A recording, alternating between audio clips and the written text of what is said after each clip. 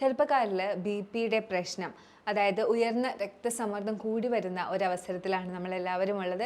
ഇന്ന് ഞാൻ നിങ്ങളുമായി ഡിസ്കസ് ചെയ്യാൻ പോകുന്നത് ഇത്തരം ചെറുപ്പക്കാരിൽ കണ്ടുവരുന്ന ബി.പിയുടെ കാരണങ്ങൾ എന്താണ്, ഇതിന് നിങ്ങൾക്ക് എന്തൊക്കെയാണ് ചെയ്യാൻ കഴിയുന്നത്, നമ്മുടെ അടുത്തേക്ക് വരുന്ന പേഷ്യൻസിന് നമ്മൾ എന്തൊക്കെ ഗൈഡൻസ് ആണ് കൊടുക്കുന്നത്, എങ്ങനെയാണ് അവരുടെ ബി.പി കൺട്രോൾ ചെയ്യാനായിട്ട് നമ്മൾ സഹായിക്കുന്നത് എന്നൊക്കെയാണ്. ഞാൻ ഡോക്ടർ ആമിന, മെഡിക്കൽ ഓഫീസർ, പ്രാണാനാച്ച് ക്യൂർ സെൻറ്റർ. ചെറുപ്പക്കാരിൽ ഇത്തരത്തിൽ ബി.പി കൂടി വരാനായിട്ട് എപ്പോഴും കാരണമാകുന്നത് കൂടി വരുന്ന സ്ട്രെസ്സും ടെൻഷനും തന്നെയാണ്.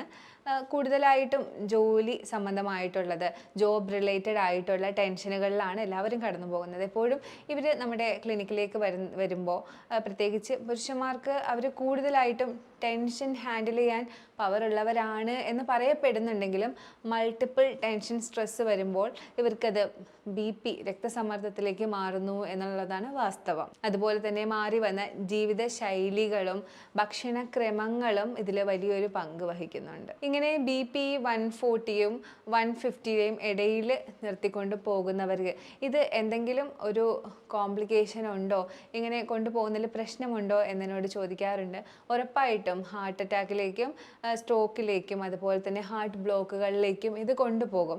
അതുകൊണ്ട് തന്നെ ഇത്തരം ഉയർന്ന രക്തസമ്മർദ്ദം നിങ്ങൾ കണ്ടു തുടങ്ങിക്കഴിഞ്ഞാൽ അതിൻ്റേതായിട്ടുള്ള കെയറും അതിൻ്റേതായിട്ടുള്ള രീതിയിലുള്ള ജീവിതശൈലിയും നിങ്ങൾ ഡെവലപ്പ് ചെയ്ത് തുടങ്ങിയേ മതിയാകൂ. ഇങ്ങനെയുള്ളവരിൽ കൂടുതലായും കണ്ടുവരുന്നതാണ് എപ്പോഴും വിട്ടുമാറാത്ത തലവേദന കണ്ടുവരുന്നുണ്ട്. അതുപോലെ തന്നെ പാൽപിറ്റേഷൻ എന്ന് പറയും, സ്വന്തം ഹൃദയമിടിപ്പ് നമുക്ക് തന്നെ കേൾക്കാൻ കഴിയും, പെട്ടെന്ന് ക്ഷീണം വരിക, ഒന്നിലും കോൺസെൻട്രേറ്റ് ചെയ്യാൻ പറ്റാതിരിക്കുക, പെട്ടെന്ന് കൺഫ്യൂഷൻസ് വരിക, മറന്നു പോവുക, ഇങ്ങനെയുള്ള സിറ്റുവേഷൻസും രക്തസമ്മർദ്ദവും കൂടുതലായി അനുഭവപ്പെടുന്നുണ്ട് എങ്കിൽ നിങ്ങൾക്ക് ഒരു ജീവിതശൈലി ഗൈഡൻസിൻ്റെ ആവശ്യമുണ്ട് എന്ന് തന്നെയാണ് അർത്ഥം. ഇത് കുറച്ച് കൊണ്ടുവരാനായിട്ട് നിങ്ങൾ എപ്പോഴും ഒരു കൃത്യമായ ജീവിത ശൈലി തന്നെയാണ് ഫോളോ ചെയ്യേണ്ടത്. കഴിക്കുന്ന ഭക്ഷണം, ചെയ്യുന്ന വ്യായാമം, മെഡിറ്റേഷൻ എന്നിവ വളരെ ഇമ്പോർട്ടൻ്റ് ആണ് ഇത്തരം ആളുകളിൽ.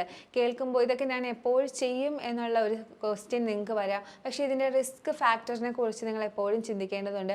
ഹാർട്ട് അറ്റാക്കും ബ്ലോക്കും സ്ട്രോക്കും ഒക്കെ നിരന്ന് നിൽക്കുന്ന റിസ്ക് ഫാക്ടേഴ്സ് ആയിട്ടുള്ള ഒരു കണ്ടീഷൻ തന്നെയാണ് രക്തസമ്മർദ്ദം എന്ന് പറയുന്നത്. നമുക്കിപ്പോൾ പ്രമേഹമൊക്കെ ആണെങ്കിൽ അത് കൺട്രോൾ ചെയ്ത് കൊണ്ടുവരാം, അല്ലെങ്കിൽ മരുന്നിൻ്റെ കാര്യത്തിലൊക്കെ കുറച്ച് വിട്ടുവീഴ്ച ചെയ്താലും വലിയ കുഴപ്പങ്ങൾ ഇല്ല എന്ന് നമുക്ക് തോന്നാം, അതും കുഴപ്പങ്ങൾ തന്നെയാണ്. പക്ഷേ വെൻ ഇറ്റ്സ് കംസ് ടു രക്തസമ്മർദ്ദം നിങ്ങൾ ഉറപ്പായിട്ടും കൃത്യമായിട്ടുള്ള ഒരു ചികിത്സാ രീതിയിലൂടെ കടന്നുപോയി അതിനെ പരിഹരിച്ച് തന്നെ കൊണ്ടുവരണം. പെട്ടെന്ന് മരണത്തിലേക്ക് കൊണ്ടുപോകുന്ന ഒരു അവസ്ഥയാണ് ഈ രക്തസമ്മർദ്ദം എന്ന് പറയുന്നത്. അതിന് പ്രധാന കാരണം രക്തസമ്മർദ്ദം എന്ന് പറയുന്നത് രക്തക്കുഴലുകളിൽ രക്തം പോകുമ്പോഴുണ്ടാകുന്ന പ്രഷറാണ്, പ്രഷർ വേരിയേഷൻസ്. നമ്മുടെ എല്ലാ കുഞ്ഞും വലുതുമായിട്ടുള്ള രക്തക്കുഴലുകളിൽ രക്തം ഒഴുകുന്നതിൻ്റെ പ്രഷറിനെയാണ് രക്തസമ്മർദ്ദം എന്ന് പറയുന്നത്. ഇത് കൂടുന്ന അവസരങ്ങളിൽ ഇതിൻ്റെ കൂടെ കൊളസ്ട്രോൾ കൂടി ഉണ്ട് എങ്കിൽ, അല്ലെങ്കിൽ ഇനിയിപ്പോൾ കൊളസ്ട്രോൾ ഇല്ലെങ്കിൽ കൂടി ചെറിയ ചെറിയ ബ്ലഡ് ക്ലോട്ട്സ് നമ്മുടെ രക്തത്തിലുണ്ട്, അല്ലെങ്കിൽ ചെറിയ കൊളസ്ട്രോള് നമ്മുടെ രക്തത്തിലുണ്ട് എന്നുണ്ടെങ്കിൽ ഇവ പാഞ്ഞ് ചെന്ന് ചെറിയ ചെറിയ ക്യാപ്പിലറീസിൽ തങ്ങാനും അങ്ങനെ സ്ട്രോക്കും ബ്ലോക്കും രൂപപ്പെടാനും കാരണമാകും. ഇങ്ങനെയാണ് എപ്പോഴും രക്തസമ്മർദ്ദം നമുക്ക് ചെറുപ്പക്കാരിലും അല്ലാത്തവരിലും ഒക്കെ അപകടകാരിയായി വരുന്നത്. അപ്പോൾ അതുകൊണ്ട് തന്നെ കൃത്യമായ ജീവിതശൈലി അത്യാവശ്യം തന്നെയാണ്.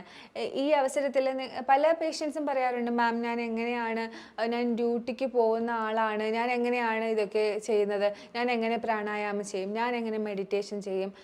അപ്പോൾ ഞാൻ ഈ പറഞ്ഞ കാര്യങ്ങൾ നിങ്ങൾ മനസ്സിലാക്കുക.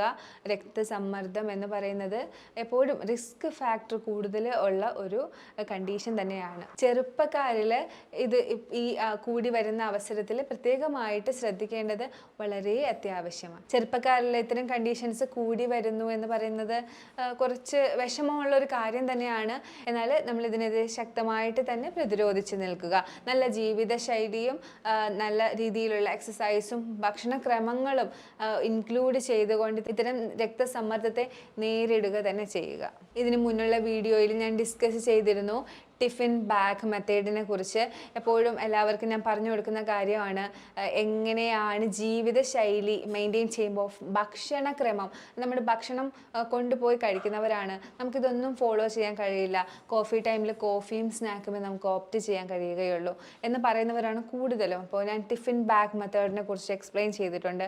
എപ്പോഴും നിങ്ങൾക്കൊരു ടിഫിൻ ബാഗ് ഉണ്ടാകണം, അതിനകത്ത് 2 ചില്ല് കുപ്പിയുടെ ഗ്ലാസ് ഉണ്ടാകണം, 2 ടിഫിൻ സ്നാക്ക് ബോക്സ് ഉണ്ടാകണം, 2 ടിഫിൻ ബോക്സ് ഉണ്ടാകണം. ഇതായിരിക്കണം നിങ്ങളുടെ പ്രയോറിറ്റി. അതാണ് നിങ്ങൾക്ക് കൊടുക്കുന്ന ഇമ്പോർട്ടൻസ്. ഈ ഒരു ടിഫിൻ ബാഗ് ക്യാരി ചെയ്യാനുള്ള ഒരു മനസ്സ് നിങ്ങൾക്ക് ഉണ്ടായി കഴിഞ്ഞാൽ ഇതുപോലുള്ള രക്തസമ്മർദ്ദം ചെറുക്കുന്നതിനുള്ള ഫസ്റ്റ് സ്റ്റെപ്പ് ആയി കഴിഞ്ഞു. ഇതിനകത്തേക്ക് എപ്പോഴും ക്ലീൻ ആയിട്ടുള്ള ഭക്ഷണം, അതായത് കൊളസ്ട്രോൾ അധികമില്ലാത്ത, റിഫൈൻഡ് ഓയിൽസ് ഇല്ലാത്ത, റിഫൈൻഡ് കാർബോഹൈഡ്രേറ്റ്സ് ഇല്ലാത്ത, റിഫൈൻഡ് ഷുഗർ ഇല്ലാത്ത, ക്ലീൻ ആയിട്ടുള്ള ടോക്സിൻ ഫ്രീ ആയിട്ടുള്ള ഭക്ഷണങ്ങൾ കരുതി കൊണ്ടുപോവുക. ഒരു ഫ്രൂട്ട് കട്ട്, നട്ട്സ് ബോൾ, അതുപോലെ തന്നെ സോക്ക് ചെയ്ത നട്ട്സ്, ഹെൽത്തി ആയിട്ടുള്ള ഒരു ലഞ്ച്, ബോയിൽഡ് വെജിറ്റബിൾസും ഇലക്കറികളും പ്രോട്ടീനും ഒക്കെ അടങ്ങിയ ഒരു ലഞ്ച്, അതുപോലെ തന്നെ ബ്രേക്ക്ഫാസ്റ്റ് വീട്ടിൽ നിന്ന് കഴിക്കാൻ കഴിയാത്തവർക്ക് മുട്ടയും പുഴുങ്ങിയ പഴവും അല്ലെങ്കിൽ സ്മൂതീസും ഒക്കെ അടങ്ങിയിട്ടുള്ളൊരു ബ്രേക്ക്ഫാസ്റ്റ് ഒക്കെ അടങ്ങിയിട്ടുള്ളൊരു ടിഫിൻ ബാഗ് ആണ് എപ്പോഴും ഹെൽത്ത് നോക്കുന്നതിൻ്റെ ഫസ്റ്റ് സ്റ്റെപ്പ്. നിങ്ങളുടെ ഓഫീസിലിരുന്ന് പോലും ചെയ്യാൻ കഴിയുന്ന പ്രാണായാമങ്ങളാണ് ഞാൻ ഇതിനകത്ത് പഠിപ്പിച്ചിട്ടുള്ളത്. ഈ പ്രാണായാമങ്ങൾ ചെയ്യാനായിട്ട് പ്രത്യേകം ശ്രദ്ധിക്കുക.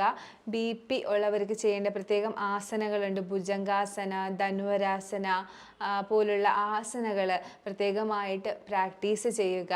അതുപോലെ വീട്ടിൽ നമുക്ക് പ്രാക്ടീസ് ചെയ്യാൻ പറ്റിയ രക്തസമ്മർദ്ദം നിയന്ത്രിക്കാൻ പറ്റിയ കുറച്ച് ആപ്ലിക്കേഷൻസ് ഞാൻ നിങ്ങൾക്ക് പരിചയപ്പെടുത്താം. കോൾഡ് സ്പഞ്ച് ടു സ്പൈൻ എന്ന് പറയും. ഒരു ടവൽ അല്ലെങ്കിൽ ഒരു ക്ലോത്ത്, നമ്മുടെ വെർട്ടിബിൾ കോളത്തിൻ്റെ നീളമുള്ള ഒരു ക്ലോത്ത് വെറ്റ് ചെയ്ത്, തണുത്ത വെള്ളത്തിൽ വെറ്റ് ചെയ്ത് വെർട്ടിബിൾ കോളത്തിന് മുകളിലേക്ക് ഇടുക. എന്നിട്ട് ഒരു 20 മിനിറ്റ് അങ്ങനെ കിടക്കുക. എപ്പോഴും ഞാൻ എക്സ്പ്ലെയിൻ ചെയ്യുന്നത് പോലെ ഒരു പെട്ടെന്നുള്ള എക്സൈറ്റേഷനും റിലാക്സേഷനും വരുന്നതോടുകൂടി നമ്മുടെ നെർവസ് സിസ്റ്റം മൊത്തത്തിൽ റിലാക്സ് ആവുകയും ഹൃദയത്തിലേക്കുള്ള ബ്ലഡ് സപ്ലൈ കൂടി റിലാക്സ് ആവുകയും ചെയ്യും.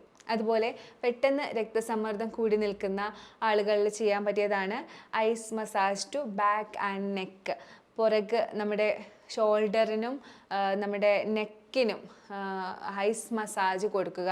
ഇത്തരം അവസരങ്ങളിൽ പെട്ടെന്ന് തന്നെ ഐസ് മസാജ്, കുറച്ച് ഐസ് എടുത്ത് ഒരു പാക്കാക്കി നമ്മുടെ കഴുത്തിനും പുറകിനും പെട്ടെന്ന് മസാജ് കൊടുക്കുക. സ്പൈൻ ഏരിയയും കഴുത്തിലെ 2 മസിൽസിൻ്റെ ഏരിയയും പെട്ടെന്ന് മസാജ് കൊടുക്കുക.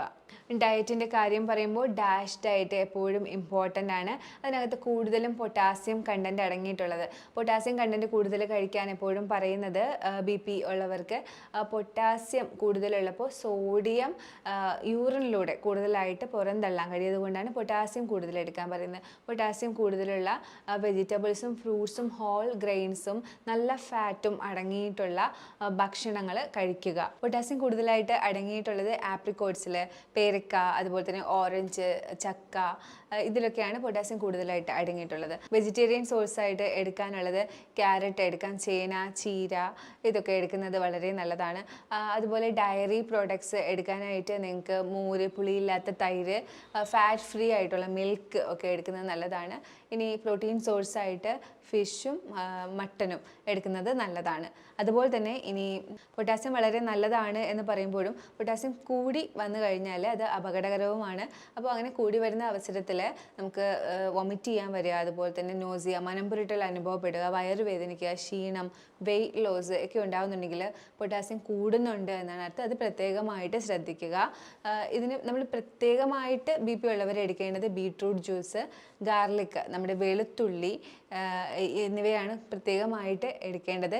ഇത് തന്നെ ഞാൻ എപ്പോഴും പറയുന്ന പോലെ ഇത് കണ്ടിന്യൂസ് കുടിച്ചുകൊണ്ടിരിക്കാതിരിക്കുക. 10 ദിവസം ഇത് എടുത്തു കഴിഞ്ഞാൽ പിന്നെ നിങ്ങൾ ബ്രേക്ക് എടുക്കുക. അപ്പോഴത്തേക്കും തന്നെ നിങ്ങൾക്ക് നല്ലൊരു റിസൾട്ട് കിട്ടിയിരിക്കും. പിന്നെ ജീവിതശൈലി കറക്റ്റായിട്ട് മെയിൻറ്റെയിൻ ചെയ്തുകൊണ്ട് പോയാൽ മാത്രം മതിയാകും. അപ്പോൾ BPയെക്കുറിച്ച് ഞാൻ പറഞ്ഞ കാര്യങ്ങളൊക്കെ നിങ്ങൾക്ക് ഉപയോഗപ്രദമാകുമെന്ന് തന്നെ വിചാരിക്കുന്നു. ഞാൻ പറഞ്ഞ കാര്യങ്ങളിലൊക്കെ നിങ്ങൾക്ക് എന്തെങ്കിലും സംശയമുണ്ടെങ്കിൽ കാണുന്ന നമ്പറിൽ നിങ്ങൾക്ക് കോൺടാക്റ്റ് ചെയ്യാവുന്നതാണ്. വേറൊരു വീഡിയോയിലേക്ക് വരുന്നവരെയും ബൈ.